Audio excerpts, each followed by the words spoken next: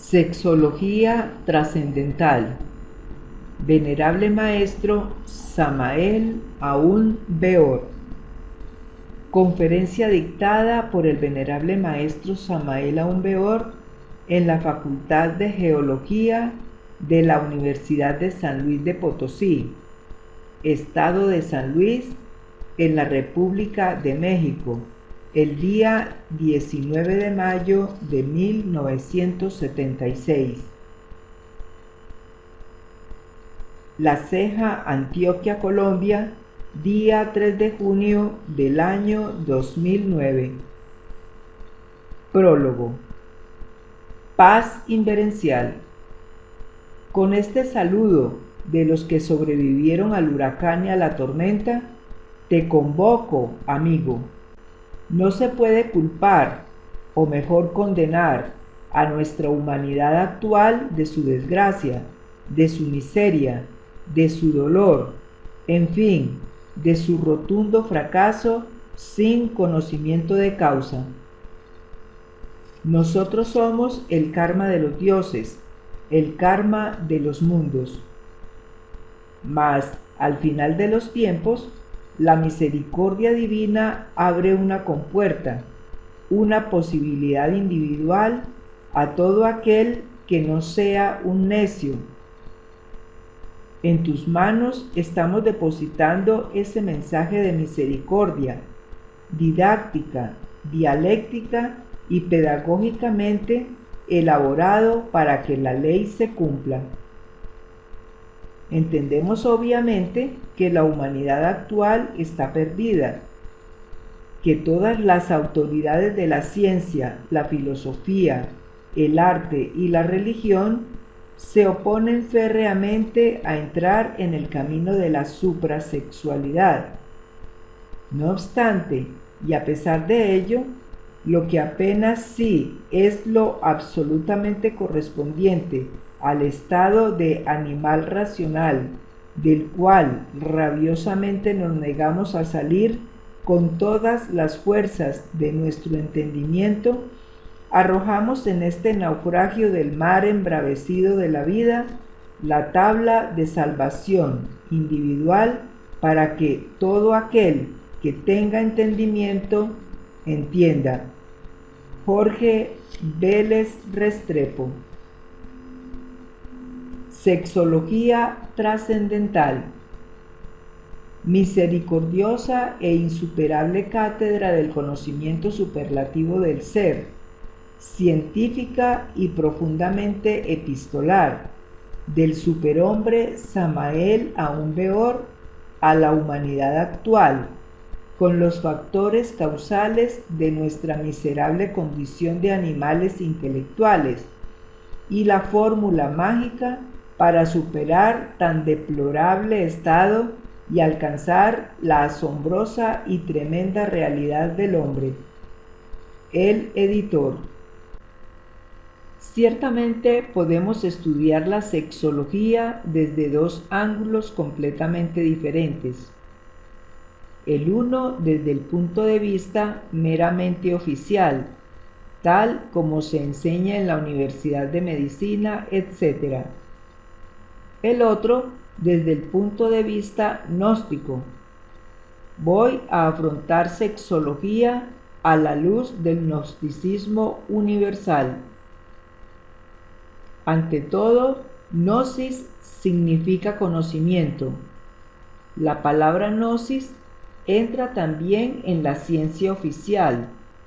Por ejemplo, diagnosis, diagnóstico. Ven ustedes la gnosis ahí en la etimología. En todo caso, las corrientes gnósticas definitizadas conocen a fondo la sexología. En nombre de la verdad debo decirles que Sigmund Freud, con su psicoanálisis, inició una época de transformaciones extraordinarias en el campo de la sexología. Sigmund Freud produjo una innovación dentro del terreno de la medicina, y eso lo saben todos los que han estudiado a Freud. Adler fue ciertamente uno de sus mejores discípulos. Discípulos de él también fue Jung y muchos otros psicólogos, psicoanalistas y parapsicólogos. El sexo en sí es el centro de gravedad de todas las actividades humanas. Alrededor del sexo giran todos los aspectos sociales de la vida. Veamos, por ejemplo, un baile, una fiesta. Alrededor del sexo gira toda la fiesta. En un café gira todo alrededor del sexo. Sexología normal, infrasexología, suprasexología. Hoy en día, el sexo comienza a ser estudiado por algunos sabios con propósitos trascendentales. Desafortunadamente, y es verdad, abunda mucho la pornografía. Se desvía el sexo hacia actividades meramente sensuales. Hay varias clases de sexo. Existe el sexo normal, común y corriente. Existe el infrasexo y existe el suprasexo. ¿Qué se entiende por sexualidad normal? Entiéndese por sexualidad normal la actividad sexual conducente, pues, a la reproducción de la especie. La infrasexualidad es diferente y hay dos clases de infrasexuales. En materia de cábala, por ejemplo, se dice que Adán tenía dos esposas, Lilith y Naemá. Lilith representa una de las esferas infrasexuales. Encontramos en ella los pedreístas, los homosexuales, las lesbianas, etcétera, etcétera, etcétera. Y del lado de Naemá encontramos nosotros los abusadores del sexo, los pornográficos, aquellos que se entregan de lleno, pues, a la lujuria sin frenos de ninguna especie, ni control alguno. Son dos esferas de la infrasexualidad. Así pues, el sexo normal, repito, conduce a la reproducción de la especie. En cuanto al goce sexual en sí mismo, es un goce legítimo del hombre. Quienes consideran el goce sexual como un pecado, quienes lo califican con algún tabú o quienes tienen la tendencia a considerarlo motivo de vergüenza, disimulo, etc., están totalmente equivocados. El goce sexual, repito, es un goce legítimo del hombre. De ninguna manera podría ser despreciado o subestimado o calificado como tabú. Se tiene derecho por naturaleza al goce sexual. Pero pasemos ahora al suprasexo, a la suprasexualidad. Incuestionablemente, la suprasexualidad es para los genios, para los hombres trascendentales, para las mujeres inefables, etc. Suprasexuales fueron un Jesús de Nazaret, un Buda, un Hermes Trismegisto, un Mahoma, un Lao Tse en China, un Quetzalcóatl para nosotros los mexicanos, un Pitágoras, etc. Todos podríamos entrar en el reino de la suprasexualidad. Empero digo, para entrar en el reino de lo suprasexual, en la esfera de la suprasexualidad, se requiere primero que todo el sexo normal. El infrasexual, por ejemplo, lesbianas, homosexuales, pedreristas, masturbadores, no están preparados para entrar en el reino de la suprasexualidad. El infrasexual debe primero que todo, si es que quiere regenerarse, empezar por lograr la sexualidad normal. Una vez lograda, se puede de lleno entrar en el camino de lo suprasexual. Es difícil para los homosexuales y para las lesbianas que pertenecen a la esfera de lo infrasexual la regeneración. Hace poco vino a visitarme un sujeto homosexual. Venía de su país, Honduras. Tal hombre posee una cultura intelectual bastante alta.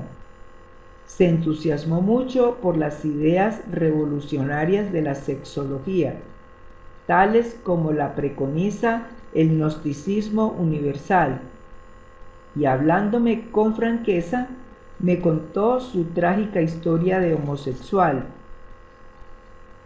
Sin embargo, me manifestó el deseo de regenerarse, de entrar en el terreno de la sexualidad normal y después, posteriormente, meterse por el camino suprasexual.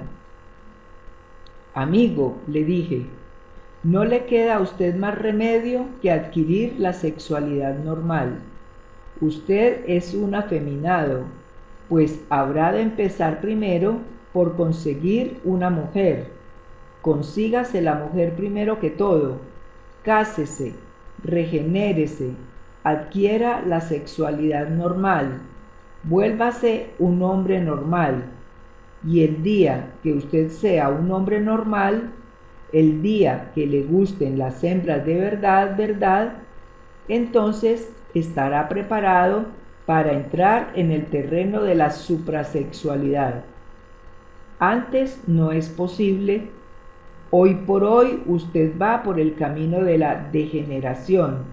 Usted es un degenerado.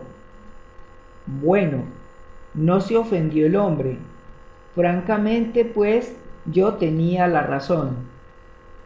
Dijo que se iba a conseguir una mujer, que se iba a casar, que iba verdaderamente a tratar de volverse de sexo normal, porque él deseaba algún día entrar en las esferas trascendentales de lo suprasexual. Ojalá aquel amigo se regenere, ojalá. En otra ocasión vino a mí una lesbiana. Me dijo que quería que la aconsejara, que francamente a ella le encantaban las mismas mujeres, que estaba en un problema gravísimo, que ella gastaba mucho dinero en cierta dama que había por ahí, pero que esa dama pues le estaba poniendo cuernos, como decimos. Lo cierto es que andaba la tal dama de sus anhelos por la calle con otras damas y claro, la provocaba a celos. Y sufría aquella lesbiana como si fuera un hombre exactamente.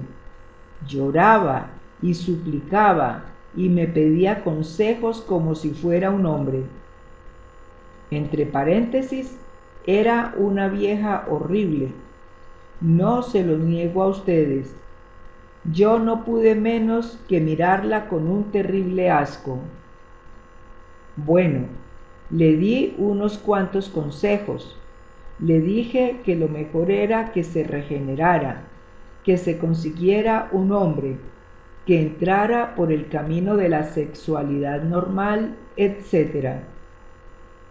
No sé si aquella pobre vieja se habrá pues regenerado. No parecía tener muchas ganas de regenerarse, pues estaba demasiado celosa, celosa por su dama, celosa con otras damas que acompañaban a su dama. Parecía todo un macho, ni más ni menos. Vean ustedes qué horrible es el camino de la degeneración, el camino infrasexual. Pero no solamente Son infrasexuales en verdad las lesbianas, los homosexuales, los masturbadores o pedreristas. No, infrasexuales son también los abusadores del sexo, esos que a cada instante, a cada segundo, están cambiando de dama, esos que copulan hasta 10 y 15 veces diarias. Que los hay, yo los conozco. Sujetos así, indudablemente, esos son degenerados también, infrasexuales, aunque se creen muy machos, pero lo que tienen es que están degenerados. Entremos ahora en el camino pues de la sexualidad normal. La sexualidad normal en sí es hermosa. Se une el hombre a su mujer, se aman, reproducen su especie, viven una vida mesurada, etc. Viven, eso sí, de acuerdo con los intereses de la naturaleza, de acuerdo con la economía de la naturaleza. Cada uno de nosotros es una maquinita, y eso no lo podemos negar, que capta determinados tipos y subtipos de energía cósmica.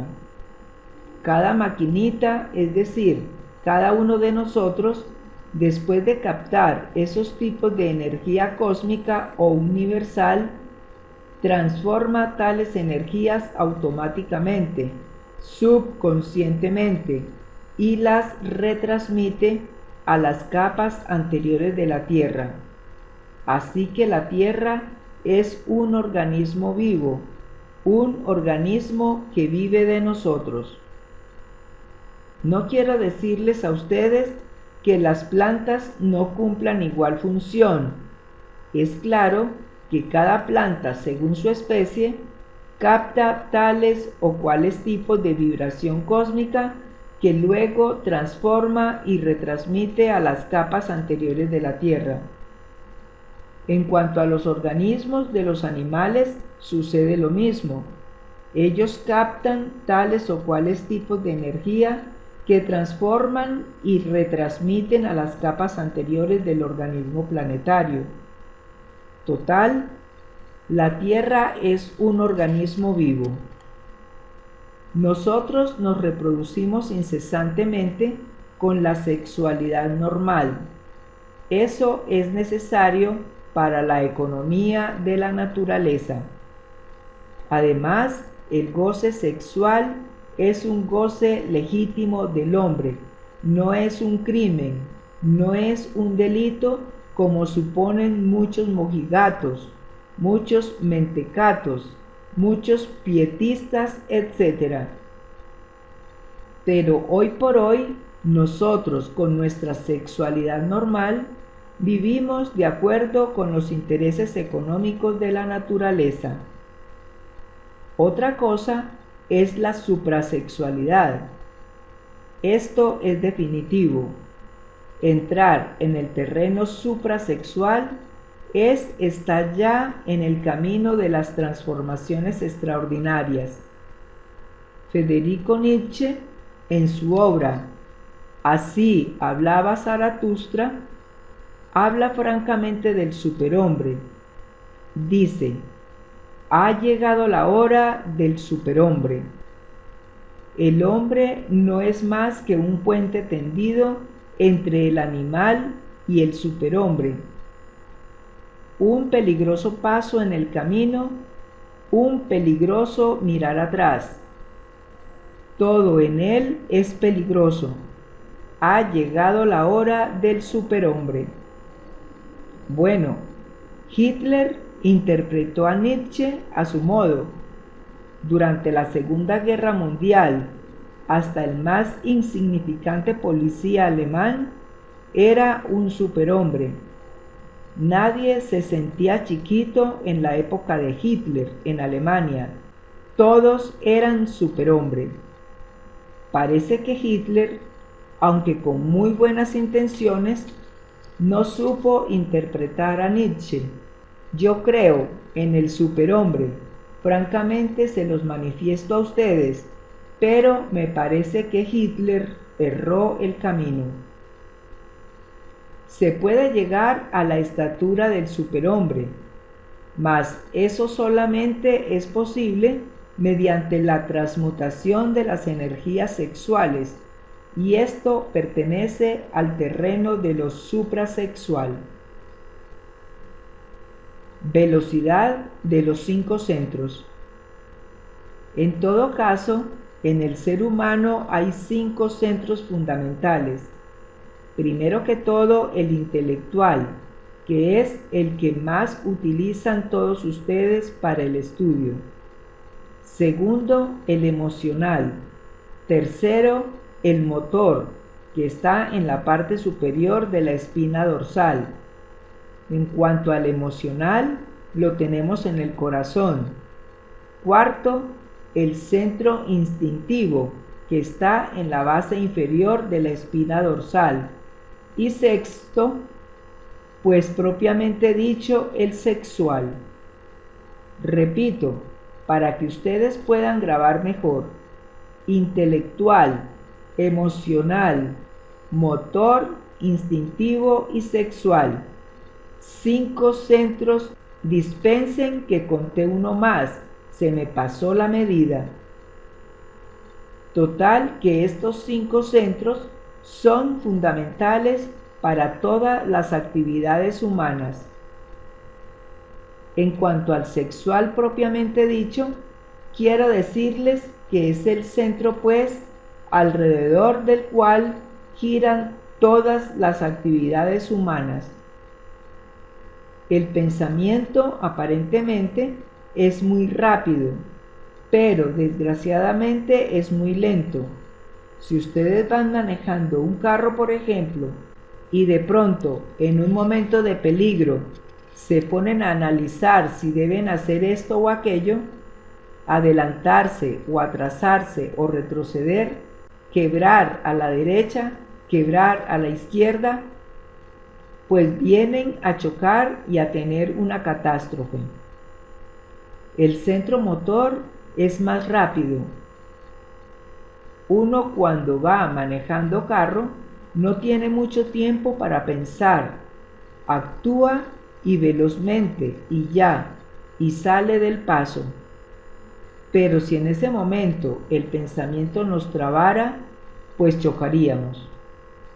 ¿Cuántas veces va uno manejando un automóvil y resulta que en un momento dado queda indeciso, si hacia la derecha, si hacia la izquierda, y mientras tanto un fracaso? De manera que es muy lento el centro del pensamiento, más rápido es el centro del movimiento, el centro motor. El emocional también es un centro rápido, pero no hay centro más rápido que el centro sexual. Uno como hombre ve a una mujer y en milésimas de segundo sabe uno si se complementa con uno o no, si exactamente está de acuerdo con la onda que uno lleva o no. Empero, eso es cuestión de milésimas de segundo. Ustedes como jóvenes lo saben. Ustedes se encuentran frente a frente con una muchacha, pero instintivamente, instantáneamente, saben si está de acuerdo con la onda de ustedes o no. Esto es rapidísimo.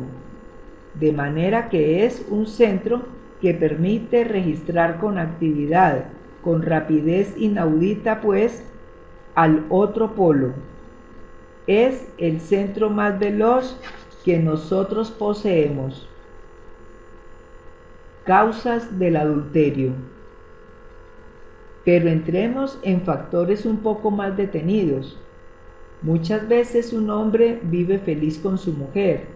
Se quieren, sin embargo, nota que algo le falta. Ciertamente puede suceder que con la mujer con que uno esté, no se sienta completo. Puede ser que ella llene las actividades del centro emocional, posiblemente, pero tal vez no se complementa con uno mentalmente, o tal vez sexualmente no se complementa con uno, y al encontrar uno por ahí, otra dama, puede suceder que esta otra sí complemente con uno, y entonces viene eso que se llama adulterio.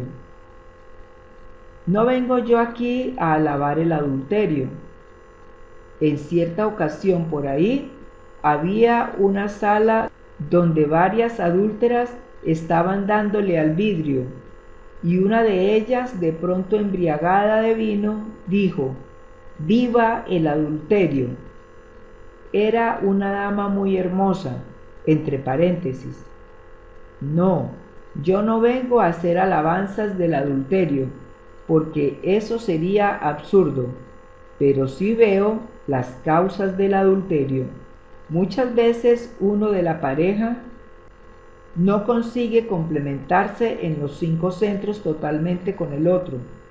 Entonces, posiblemente encuentre complementación con otra persona, y de ahí deriva eso que se llama adulterio. Supongamos que emocionalmente un hombre se complementa con una mujer, pero sexualmente no. Puede darse el caso que encuentre una dama con la que sí se complemente sexualmente. Supongamos que un hombre se complementa con una mujer mentalmente, pero emocionalmente no. Puede darse el caso que encuentre una dama con la que venga a complementarse emocionalmente. Puede suceder que en el mundo de los hábitos no se complemente un hombre con su mujer, mas puede suceder que encuentre también en el mundo de los hábitos relacionado con el centro motor otra mujer con la que sí se complemente, con la que tenga afinidad. Esa es la causa intrínseca de tantos y tantísimos adulterios que dan origen pues a los divorcios. Como les digo, no vengo a alabar el adulterio, porque sería absurdo, ni estoy de acuerdo con aquella dama que gritaba en célebre orgía: «¡Viva el adulterio!». No, yo no estoy de acuerdo con eso, mis amigos.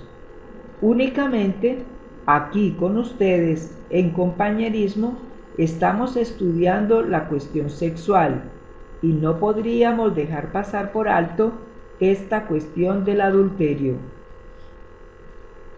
Yo creo que lo mejor para uno como hombre es encontrar una mujer que se complemente con uno en lo intelectual, en lo emocional, en el centro motor o mundo de los hábitos, en el centro de los instintos y en el sexo. Es decir, la pareja ideal, la pareja perfecta. Y creo a su vez también que lo ideal para una mujer sería encontrar a un hombre con el que se complementara totalmente. Entonces habría verdadera felicidad. Otro de los motivos graves como para que no pueda existir felicidad es la cuestión de los temperamentos. Un hombre de temperamento ardiente es imposible que pueda ser feliz con una mujer que parezca una mole de hielo. Sencillamente no. El hecho mismo de tener que ir a besarla y en el momento del beso se encuentra con que ella no tiene ganas de besos, eso es gravísimo. Ahora, ¿qué diríamos durante la cópula, en el momento de copular con una mujer helada? Acuérdense ustedes de aquel libro que titula Sinué el egipcio, que lo dieron en película. Resulta que allí había un lugar de momificación en Egipto. Como existían varios lugares de inmundicia, donde arreglaban cadáveres para momificarlos, y quienes trabajaban en ese lugar de momificación pues olían a inmundo por donde quiera que pasaban. Ninguna mujer gustaba de esta clase de hombres que olían tan feo, y claro, olían a podredumbre, metidos entre la podredumbre. ¿Y saben ustedes lo que hacían esa clase de momificadores? Copulaban con los cadáveres de las hembras que traían ahí. ¿Les parece a ustedes muy agradable eso? ¿Copular con difuntas? Eso sucedía en Egipto. Pues bien, ¿qué dirían ustedes de un hombre de temperamento ardiente tener que copular con una mujer de hielo, con un cadáver? Eso resulta espantosamente horrible. También es muy cierto y de toda verdad que existe el temperamento, dijéramos, bilioso, gente pesada, torpe. Una mujer, por ejemplo, de carácter pesado, torpe en sus movimientos, sin que Eros casi la agite, apenas lo mínimo, es imposible que pueda entenderse con un hombre de temperamento nervioso, por ejemplo. Imposible aún es imposible también que un hombre de temperamento nervioso pueda entenderse con una mujer completamente ardiente. Así que la cuestión de los temperamentos es muy importante. No solamente se necesita que haya correlación entre los distintos centros de la máquina orgánica, intelecto, emoción, movimiento, instinto, sexo, sino que haya temperamentos afines. Solo así, habiendo temperamentos afines y perfecta interrelación entre los distintos centros de la máquina, pues entonces puede haber una auténtica afinidad, lo cual daría felicidad. Sin embargo, estoy hablándoles hasta ahora de sexualidad normal. Suprasexualidad es diferente, mis amigos.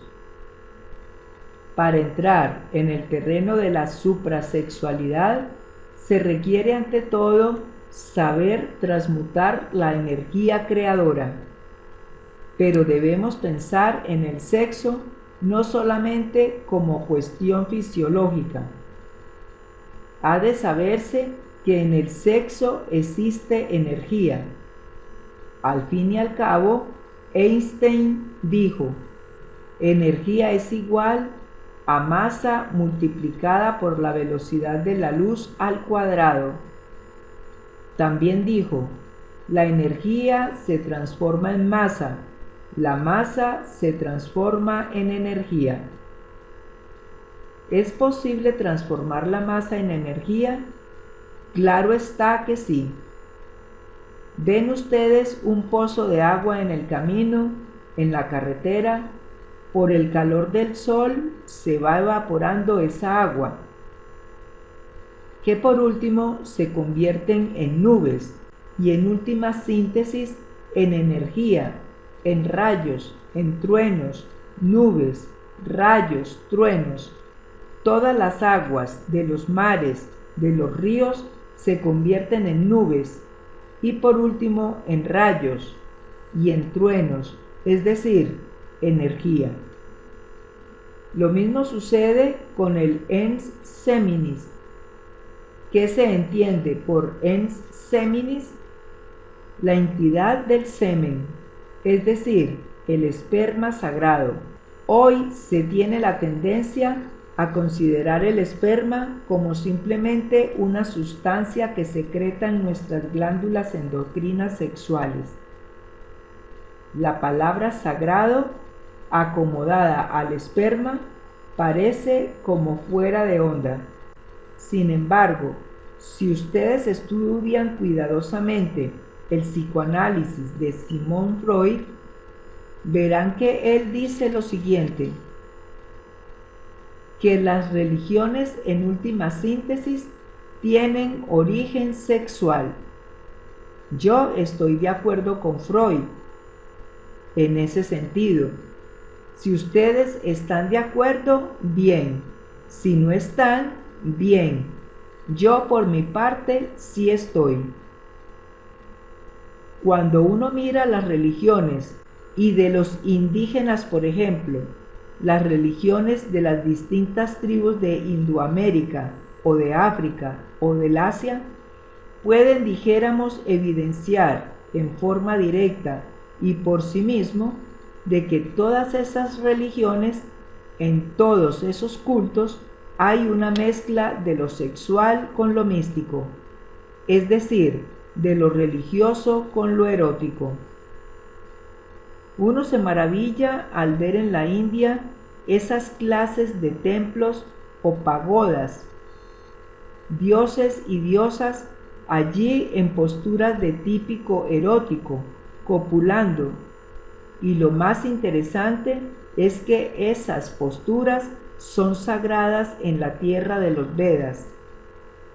Están debidamente clasificadas y en una o en otra forma coadyuvan maravillosamente con Eros, en la erótica, a lo freudiano o a lo meramente, dijéramos, lujuriosos, pero coadyuvan. Habían en Creta grandes procesiones, por ejemplo, en que las sacerdotisas iban con falus enormes de madera sagrada. Entonces el falus no era considerado de la forma vulgar como hoy lo hacemos, sino que se le rendía un verdadero culto. También se rendía culto al yoni, es decir, al órgano sexual femenino. No hay duda de que la lanza aquella con la que se dice que Longibus hirió el costado del Cristo no es sino una viva representación del falus. No hay duda también de que la copa, cáliz o el santo grial, como dicen, por el cual pelearon todos los caballeros de la Edad Media cuando salieron para la Tierra Santa durante la época de las cruzadas eucarísticas, representa al yoni femenino, al eterno femenino. Por cierto que los caballeros de la Edad Media andaban buscando ese cáliz en que bebió Cristo en la última cena, símbolo del yoni. Jamás lo encontraron, es obvio, pero como recuerdo de aquella época y de la búsqueda del Santo Grial y de la pelea contra los moros, quedó la copa esta de las Olimpíadas, copa que se entrega a los vencedores en los Juegos Olímpicos. Tiene ese origen esa copa. No olviden que representa siempre al yoni, es decir, al órgano sexual femenino. Así pues, en el terreno de lo suprasexual, el cáliz y la lanza son sagradas. El esperma es sagrado, porque en el esperma está contenida nuestra propia personalidad. Los alquimistas medievales veían en el esperma al vitriolo. Por cierto que esa palabra se descompone así: visitan interior, interran, rectificatum, invenias, occultum, lapidium. Visita el interior de nuestra tierra, que rectificando encontrarás la piedra oculta. Pero ¿a qué piedra se referían precisamente los alquimistas medievales? A la famosa piedra filosofal. Tal piedra hay que fabricarla, y no hay duda de que existen fórmulas para su fabricación. Yo creo en la piedra filosofal, pero hay que fabricarla. Mediante el esperma sagrado y sus transmutaciones, es posible lograr la piedra filosofal, la transmutación de la libido sexual Convertir el esperma en energía es posible cuando se conoce la clave. Lo importante es conocer la clave. Si con el ens seminis podemos nosotros dar vida a un hijo, si con el ens seminis podemos reproducir la especie, si con el ens seminis podemos llenar de millones de seres humanos un mundo, es cierto y de toda verdad que con el ens seminis, es decir, con la entidad del semen, podemos darnos vida a sí mismos y convertirnos en verdaderos superhombres, en el sentido más completo de la palabra. Ahora bien, lo importante sería lograr la transmutación de la libido sexual. Mediante la transmutación logramos cerebrizar el semen y seminizar el cerebro. Se hace necesario seminizar el cerebro, señores, porque es muy sabido por los hombres de ciencia actual que no todas las áreas del cerebro actualmente están trabajando. Se sabe hoy en día en medicina de que solo una mínima parte de nuestro cerebro está actualmente ejerciendo sus funciones. Incuestionablemente, tenemos muchas áreas, muchas partes del cerebro inactivas. Si con el poquito de cerebro que está activo hemos logrado crear cohetes atómicos que viajan a la luna, hemos logrado crear la bomba atómica con la que destruyeron ciudades como Hiroshima y Nagasaki, hemos conseguido nosotros aviones supersónicos que viajan a una velocidad extraordinaria. ¿Qué tal si nosotros regeneráramos el cerebro? Si pusiéramos en actividad todas las partes del cerebro, si la totalidad de la masa encefálica trabajara, entonces podríamos transformar este mundo, cambiarlo, hacerlo maravilloso. Pero hay que regenerarlo, hay que seminizarlo, cerebrizar el semen y seminizar el cerebro. He ahí la clave. Es posible seminizar el cerebro.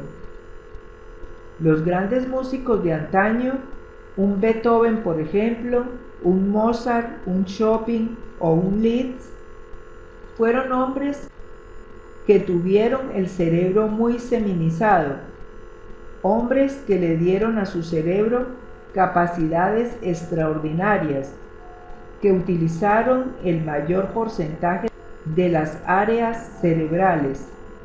Sin embargo, hoy en día la cosa es muy diferente.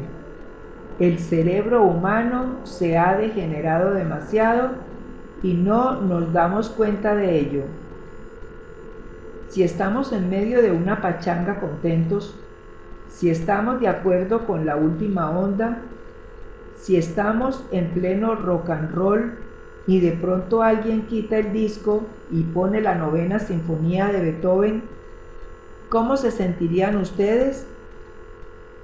¿Estamos seguros de que ustedes continuarían en la pachanga? ¿Qué harían ustedes? Claro, ustedes no irían a insultar al señor de la casa. Naturalmente no, pero muy decentemente se retirarían, ¿verdad? ¿Por qué? En la Edad Media, por ejemplo, cuando el cerebro todavía no se había degenerado tanto como ahora, la cosa era distinta. Se bailaba al compás del puro ballet, al compás de la música clásica. En plena comida estaban los músicos haciendo vibrar las más deliciosas sinfonías. De moda estaban Beethoven y Mozart, Chopin y Liszt. Eso era en la Edad Media, señores. Pero ahora no estamos en la Edad Media. Si ahora nos salen con una música de esas en plena pachanga, sencillamente nos despedimos y goodbye, nos vamos. Es claro. ¿Por qué? Porque nos aburrimos. ¿Y por qué nos aburrimos? Seamos analíticos. Aquí estamos para analizar. Sencillamente porque el cerebro está degenerado. Ya hay ciertas áreas que ya no pueden apreciar la buena música. ¿Y por qué se ha degenerado el cerebro? Se ha degenerado sencillamente porque nosotros, durante varios siglos, hemos estado extrayendo de nuestro organismo la entidad del semen. No la hemos extraído únicamente para dar vida a nuestras criaturas, no. La hemos extraído porque nos ha gustado y es un gran placer, eso es todo. Por eso nos hemos dado gusto en la lujuria, en el lecho de placeres, gozando a lo lindo.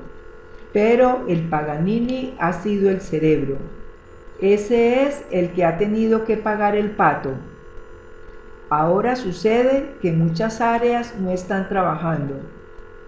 Es posible, sí, regenerarlo, pero para regenerarlo hay que transmutar la entidad del semen, convertirla en energía. Solo así podíamos cerebrizar el semen. El artificio de la transmutación. Lo que faltaría aquí en esta plática es decir cómo. Yo tendré mucho gusto en explicarles un artificio muy singular que los alquimistas medievales enseñaban a sus discípulos. El artificio que voy a enseñarles a ustedes también lo enseñaron hombres de ciencia modernos como Brown Square en Estados Unidos. Lo enseñó el doctor Krumheller, médico coronel de nuestro ejército glorioso mexicano.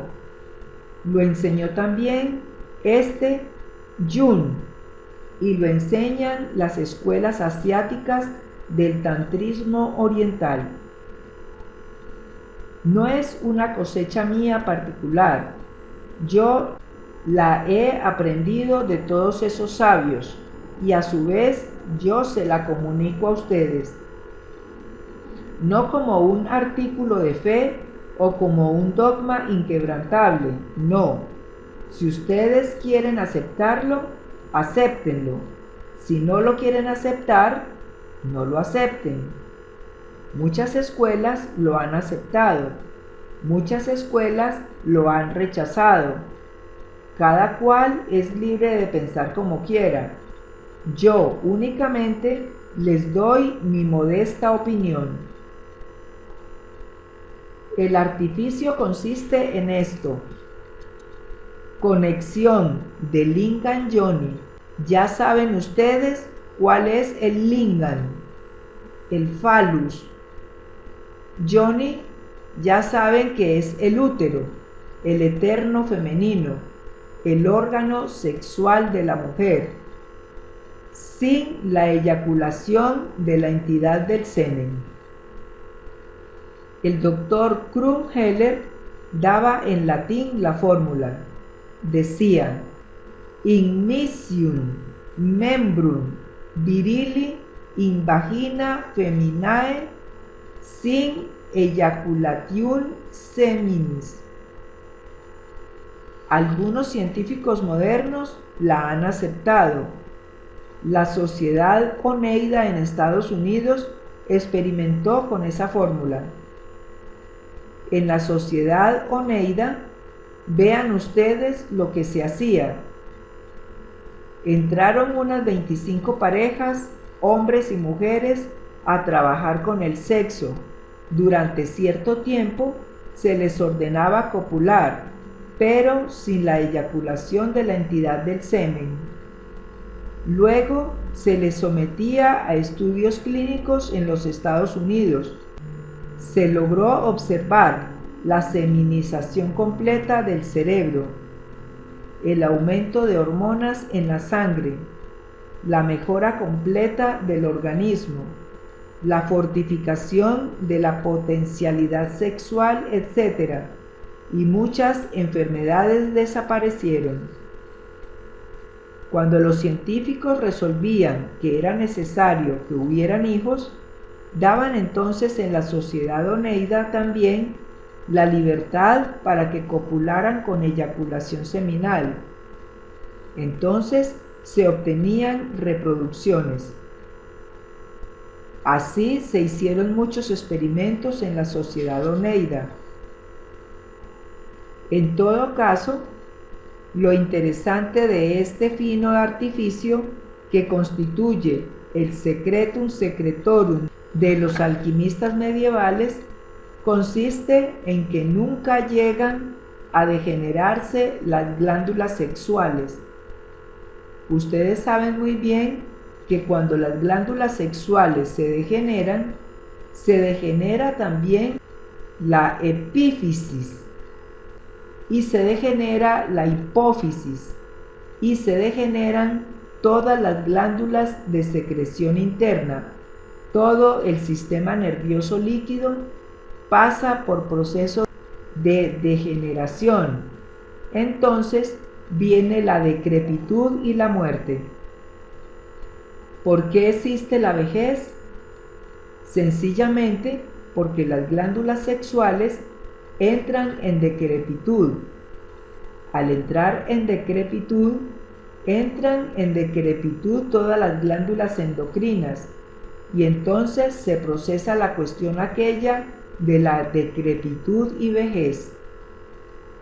Pero si hubiera un sistema que permitiera que las glándulas sexuales no se degeneraran, no entraran en decrepitud, podría conservarse todo el sistema nervioso líquido en perfecta actividad, y entonces no habría decrepitud ni vejez.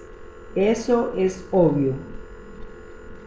Ahora bien, por medio de este fino artificio, conexión del lingam yoni sin eyaculación, del ens seminis, como dicen los médicos famosos Krum Heller y Bronswar, es posible entonces conservar las glándulas sexuales activas durante toda la vida.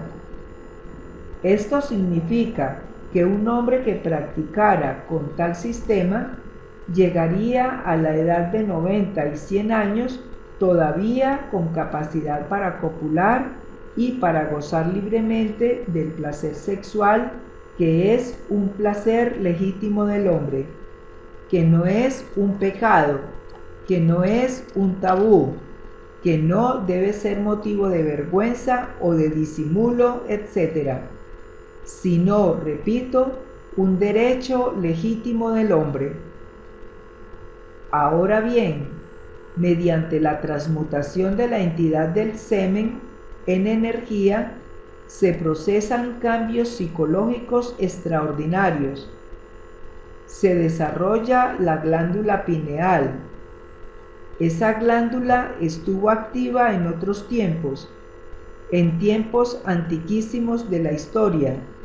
Entonces el ser humano poseía aquel ojo del que nos hablara Homero en su Odisea, el ojo de los lacértidos, el ojo que viera en aquel terrible gigante que intentara pues devorarle. Ese ojo de los lacértidos no es una mera leyenda sin fundamento alguno. Mediante la transmutación sexual, esa glándula se desarrolla, entra en nueva actividad. Allí está ese ojo que le permite a uno percibir el ultra de todas las cosas. Nuestro mundo no es solamente de 3 dimensiones, como creen los ignorantes ilustrados. En nuestro mundo existe una cuarta vertical, aún más podemos asegurar con gran énfasis que existe una quinta vertical y una sexta y una séptima. Así pues, que nosotros nunca hemos visto nuestro mundo como verdaderamente es, y no lo hemos visto porque nuestros 5 sentidos están degenerados, nuestra glándula pineal está atrofiada. Existen otros sentidos en nosotros que se hallan completamente degenerados y que son de percepción, pero que están degenerados.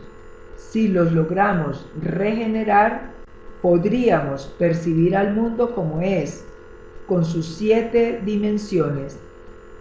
Así que la cruda realidad de los hechos es que mediante la transmutación sexual se puede regenerar la pineal y los otros sentidos que se hallan atrofiados. Así tendríamos acceso a un mundo de conocimientos extraordinarios. Así tendríamos acceso a las dimensiones superiores de la naturaleza y del cosmos. Así podríamos ver, oír, tocar y palpar las grandes realidades de la vida y de la muerte. Podríamos aprehender, capturar todos los fenómenos cósmicos en sí tal cual son y no como aparentemente son. Transmutación es la clave. Cambiar el esperma, modificarlo en energía. He ahí lo fundamental. Ha llegado pues la hora de comprender todo esto a fondo íntegramente. Si un hombre se propusiera cumplir con esta fórmula tan sencilla, con ese artificio que nos enseñara Brown, que nos enseñara Heller y que nos enseñaran los alquimistas medievales, podría decirles a ustedes con gran énfasis y absoluta seguridad que este hombre a la larga se transformaría en un superhombre. Todos sentimos la necesidad de cambiar, de convertirnos en algo diferente. Esto es, si somos reaccionarios, porque el conservador y retardatario no desea cambiar. Pero cuando uno es revolucionario de verdad, uno quiere ser distinto. Uno quiere cambiar fundamentalmente, transformarse en algo distinto, convertirse en un superhombre, hacer de la doctrina de Nietzsche una realidad. Es posible cambiar mediante la transmutación sexual. La fuerza sexual nos puso sobre el tapete de la existencia y esto no me lo pueden ustedes negar. Nosotros existimos, vivimos gracias a que tuvimos un padre, gracias a que tuvimos una madre. En última síntesis, la raíz de nuestra propia vida está en la cópula de un hombre y una mujer. Ahora bien, si la fuerza sexual, si la energía del sexo tuvo poder para ponernos sobre el tapete de la existencia, es obvio que es la única que tiene autoridad de verdad para transformarnos radicalmente. En el mundo hay muchas ideologías, en el mundo hay muchas creencias, y cada cual es libre de creer en lo que le dé la gana. Pero la única fuerza que tiene autoridad para transformarnos fue la que nos creó, la que nos puso sobre el tapete de la existencia. Me refiero en forma enfática a la fuerza sexual. Aprender a manejar esa energía maravillosa del sexo significa hacerse amo de la creación. Cuando el esperma sagrado se transforma en energía, se provocan cambios psicosomáticos extraordinarios. Las hormonas. Bien sabemos nosotros lo que son esos vasos hormonales de nuestras gónadas, cómo trabajan, cómo pasan las hormonas de vaso en vaso, cómo por último a lo largo de los cordones espermáticos llegan hasta la próstata. Bien sabemos lo valiosa que es la próstata. Allí se producen las más grandes transformaciones de la entidad del semen y las hormonas por último entran en el torrente sanguíneo. La palabra hormona viene de una raíz griega que significa ansia de ser, fuerza de ser. Las hormonas han sido estudiadas por nuestros hombres de ciencia, son maravillosas. Las hormonas sexuales, por ejemplo, entrando en el torrente sanguíneo, realizan prodigios. Cuando tocan las glándulas endocrinas, sea a la tiroides, sea a la paratiroides, sea a los riñones suplementarios o a la timo, etcétera, etcétera, etcétera, las estimulan, hacen que esos pequeños microlaboratorios produzcan más hormonas, y esas hormonas producidas por todas las glándulas en general enriquecen el torrente sanguíneo en forma extraordinaria. Entonces desaparecen las dolencias, desaparecen las enfermedades. Desgraciadamente, hoy por hoy, el esperma que es preparado por las gónadas y que luego sube o asciende hasta la próstata es desgraciadamente despilfarrado y ni siquiera se le deja descomponer a los famosos zoospermos en las hormonas cuando ya se les tira fuera del organismo, cuando se les arroja. Muchas veces ni siquiera alcanza a ascender desde los testículos hasta la próstata, la entidad del semen, cuando ya es eliminada.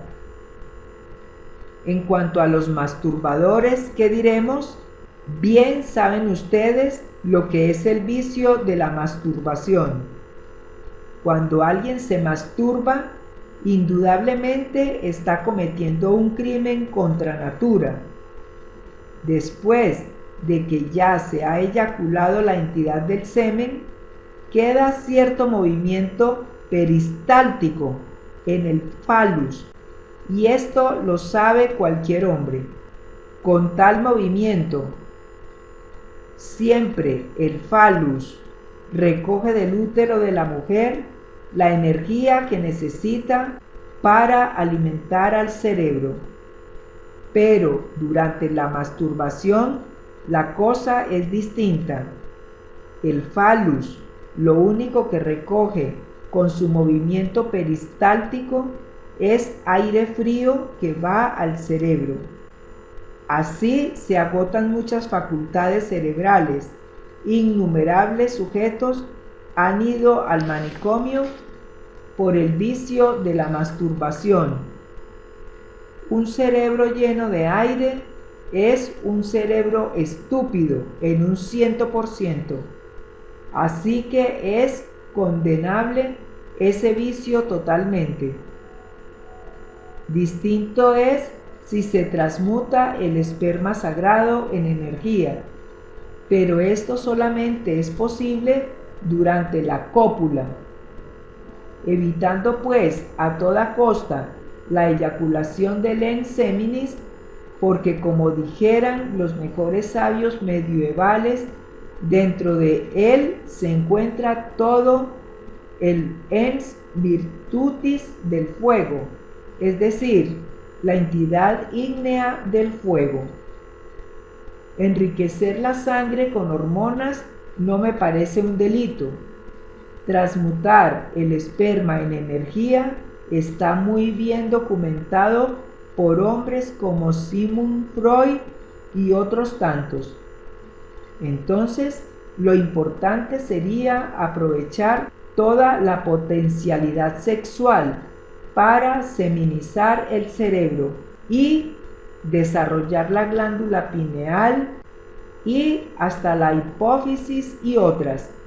Se conseguirá una transformación orgánica maravillosa. Lo psicosomático está relacionado íntimamente con lo sexual. Una suprasexualidad implica de hecho también algo suprasexual dentro de lo psicosomático. Por eso diría yo a ustedes con entera realidad que suprasexuales fueron, por ejemplo, hombres como un Hermes Trismegisto o como Quetzalcóatl, o como el Buda, o como Yeshua Ben Pandirá, que no es otra cosa sino el gran Kabir Jesús. Esos fueron suprasexuales. El suprasexual es el superhombre de Nietzsche. Uno puede alcanzar la estatura del superhombre entrando en el terreno de la suprasexualidad, sabiendo gozar del amor, sabiendo gozar de la mujer, sabiendo vivir con alegría, con más emoción y menos razonamientos inútiles. La emoción es lo que cuenta. Eso vale más que todo. Así pues, desde el punto de vista revolucionario, nosotros podemos convertirnos en verdaderos dioses hombres. Si así lo queremos, bastaría que regeneráramos las áreas del cerebro, que nos pusiéramos a trabajar a todas. Entonces, sí haríamos un mundo mejor. En todo caso, creo y es indispensable saber que la clave dada para la transmutación significa también la clave para la regeneración. El fuego supradimensional o sagrado. Los sabios de la antigüedad nos hablaron de un fuego solar que existe siempre en toda materia orgánica e inorgánica. Ese fuego naturalmente está encerrado en cuanto al hombre en su sistema seminal. No se trata naturalmente de un fuego meramente físico, dijéramos un fuego de tipo supradimensional, psicológico o metafísico. Ese Foat, palabra que significa fuego, de tipo estrictamente sexual y que todos lo sentimos durante la cópula, puede desenvolverse y desarrollarse para ascender desde nuestro sistema seminal a lo largo del canal medular espinal. Cuando ese fuego asciende, despierta en nosotros poderes que ignoramos, poderes extraordinarios de percepción, o mejor dijéramos, de extrapercepción sensorial, poderes que divinizan, pero que hay que despertarlo mediante la transmutación de la libido, sabiendo gozar del amor, y la mujer también puede despertarlo sabiendo gozar de su varón. Con ese fuego se realizan prodigios. Los orientales lo denominan Kundalini y es maravilloso. Nuestros antepasados mexicanos lo denominaban la serpiente, porque decían ellos, tiene figura de serpiente sagrada que sube a lo largo del canal medular espinal.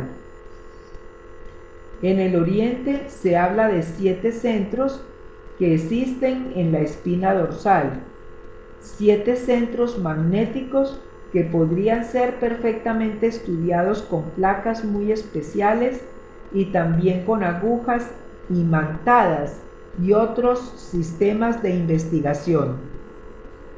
El primero está en el coxis. Cuando entra en su funcionalismo, nos confiere determinados poderes sobre el elemento tierra. El segundo está a la altura de la próstata, el cual nos confiere poderes sobre los elementos acuosos de nuestro organismo. El tercero a la altura del ombligo, el cual, despertado, nos permite manejar nuestro temperamento ardiente y hasta actuar sobre el fuego universal. El cuarto está a la altura del corazón y es obvio que nos confiere ciertas facultades extraordinarias como la de la telepatía, la de la intuición y muchas otras. El quinto está a la altura de la glándula tiroides, que secreta el yodo biológico. Nos confiere cierto poder psíquico extraordinario, la llamada clariaudiencia, el poder para escuchar los sonidos del ultra. El sexto a la altura del entrecejo, que nos da el poder para poder percibir también dimensiones superiores de la naturaleza y del cosmos. Y el séptimo a la altura de la glándula pineal, que nos da el poder para ver por sí mismos los misterios de la vida y de la muerte. Así pues, esas facultades se hallan latentes en nuestro organismo y pueden ser despertadas con ese fuego extraordinario que los hindustanes llaman Kundalini y que sube por el canal medular mediante la transmutación sexual. Pero para llegar a estas alturas se necesita trabajar con este secretum secretorum durante toda la vida. Quien así proceda se transformará en superhombre y podrá penetrar en el anfiteatro de la ciencia cósmica, podrá adentrarse en la universidad de la ciencia pura y resolver problemas que la ciencia oficial todavía no ha sido capaz de resolver. Hasta aquí mi plática de esta tarde, señores. Si alguno de ustedes desea hacer preguntas, puede hacerlas con la más entera libertad. Estudiante, ¿cuál es el fin u objeto que se busca con copular sin eyacular? Maestro, sencillamente lo único que se busca con este artificio tan sencillo enseñado por Bron Square y la Sociedad Oneida es copular sin eyacular la entidad del semen, porque sostienen estos sabios que mediante este artificio se consigue que el esperma sagrado se convierta en energía, de manera que lo que viene a subir al cerebro no es el esperma, porque nos volveríamos locos, sino la energía del esperma, que es diferente. Eso se llama transmutación. Puede uno gozar del placer sexual sin debilitarse. Normalmente uno después de la cópula se siente con cierto asco, pero si uno no eyacula la entidad del semen, después de la cópula le quedan ganas de repetirla 1.000.000 de veces. Se siente dichoso, feliz, goza sin debilitarse jamás. Eso está enseñando la Sociedad Oneida en los Estados Unidos. Eso enseñó también Kuhn. Eso enseñó Bron Square. Y eso lo están enseñando los mejores sabios hoy en día en todos los rincones de la tierra. Eso es todo. Estudiante, ¿a qué se refiere usted cuando habla o menciona sobre la entidad del semen? Maestro, bueno, cuando se habla de la entidad del semen, Nos referimos en forma concreta y exacta al esperma sagrado, al semen en sí mismo, solo que en lenguaje un poco más delicado se le dice la entidad del semen, y aún mucho más delicado, como para que no se espante la gente, se dice el ens seminis. Eso es ya como para que no se espanten. ¿Alguna otra pregunta? Estudiante, a los únicos que llamamos comúnmente masoquistas, ¿entre qué tipo de sexualidad podríamos clasificarlos? Maestro, pues el masoquista tiene cierta similitud con el sádico, solamente que en lugar de maltratar a otros como lo hace el sádico y como lo preconizan tan alegremente el Marqués de Sade, pues goza mortificándose a sí mismo en una forma espantosa. Ciertamente es un infrasexual. Pertenecería de hecho a la esfera infrasexual de Lilith, hablando en lenguaje de los antiguos sabios. ¿Alguna otra pregunta? Todos pueden preguntar con la más entera libertad sobre este terreno de la sexualidad normal y de lo suprasexual.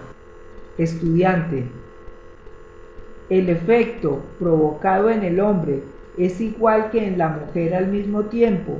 O sea, la pareja, ¿el resultado es igual en la pareja? Maestro, pues la pareja hombre y mujer, cuando están debidamente acoplados, pues sienten el mismo placer. Sucede a veces que, por ejemplo, los hombres que han debilitado demasiado las potencias sexuales debido al abuso, no logran satisfacer sexualmente a la mujer, porque la mujer, para que pueda llegar a un orgasmo fisiológico, necesita que el varón sea lo suficientemente fuerte como para sostenerse durante el coito en forma continua hasta que ella logre pues tal orgasmo. Pero cuando se ha debilitado demasiado la potencia sexual en el hombre, eyacula antes de que la mujer pueda satisfacerse. Acerca de este conocimiento, contáctenos que con mucho gusto daremos la orientación pertinente. YouTube, Jorge Vélez Restrepo, Cultura hacia el hombre solar. Email, fresiagon@yahoo.es. YouTube, de lo conocido a lo desconocido. Gmail, delicafres2010@hotmail.com. Nota de la contraportada. El venerable maestro Samael Aún Weor, a la llegada al aeropuerto de Guadalajara, Jalisco, México, con el bodhisattva del venerable maestro Litelantes, su esposa Arnolda Garro de Gómez, y el misionero internacional Jorge Vélez Restrepo con su esposa Fresia Beatriz Gómez Jiménez, con motivo del Gran Concilio Ecuménico del Gnosticismo Universal, realizado entre el 27 de octubre y el 3 de noviembre del año 1976, en aquella memorable fecha, ciudad y país.